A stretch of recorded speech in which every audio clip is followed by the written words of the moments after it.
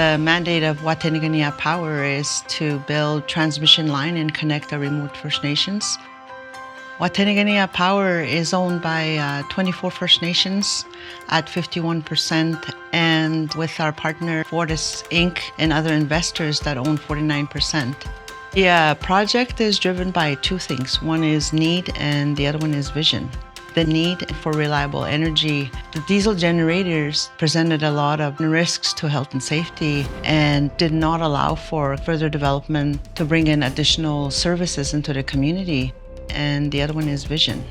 To have meaningful participation and involvement in any project that is developed in their homeland. It's a rough terrain and there's no access to the majority of the communities that we built and connected the line to. There's 22 substations, 1,800 kilometers of line that we built. We dealt with over 500 land keepers and of course 24 First Nations. This particular project was probably one of the largest infrastructure projects led by the First Nations in the history of Canada. This was a project to build new infrastructure on the homelands. It's just a tremendous opportunity. Through the initial stages of selecting an owner's engineer, what we saw was that Hatch had all the skill set and the professionals needed for the vast areas of this project. They integrated themselves into the Watay organization, shared the same vision we did, and helped build all the aspects from the contract perspective, the technical aspects, the Indigenous participation, the benefits that were needed for the community, and made it a huge success. Hatch was the owner's engineer and the owner's representative. We helped develop a contracting strategy to release an RFP, environmental permitting, technical services, and to manage the risks so that ownership stayed with the 24 First Nations. I mean, every project has something unexpected, but this project, taking place from 2018, had supply chain issues, not only with COVID, but with the war in Ukraine. Camps and work sites had to close down because there were forest fires. We also had a port strike pop up in the middle of it all. But at the end of the day, the equipment got where it needed to go, and it's there now.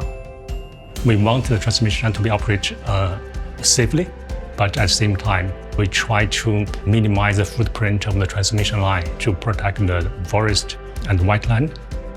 A lot of transmission line projects throughout the world are typically, a single transmission line, or it could be a multiple transmission line project.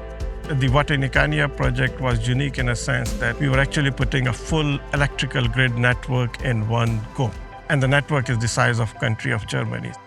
It's not just what was built, it was how it was built. It's a landmark collaboration and partnership between First Nations communities with their ownership in mind and the benefit of the communities with energy reliability. It was very important that the Indigenous protocols were followed, the environmental stewardship, and the shared decision-making.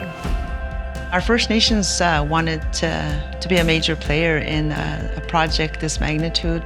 They didn't want to be in the back burner, and I think by bringing a reliable energy into the community will provide for more opportunities for our people to look into other initiatives and advance what they want to advance in their community. You cannot expand the housing, get a new school, new nursing station, because the high cost of diesel generator, the environmental impacts to our community. We have more houses built ever since when we get the new transmission line. Clean, safe energy for the community. I think I'm very proud to be part of a major project that enables the vision of our people to own a major infrastructure that was built in the homeland and that is being done for our future generations. And if they can be the ones to start developing other initiatives that way, would be wonderful.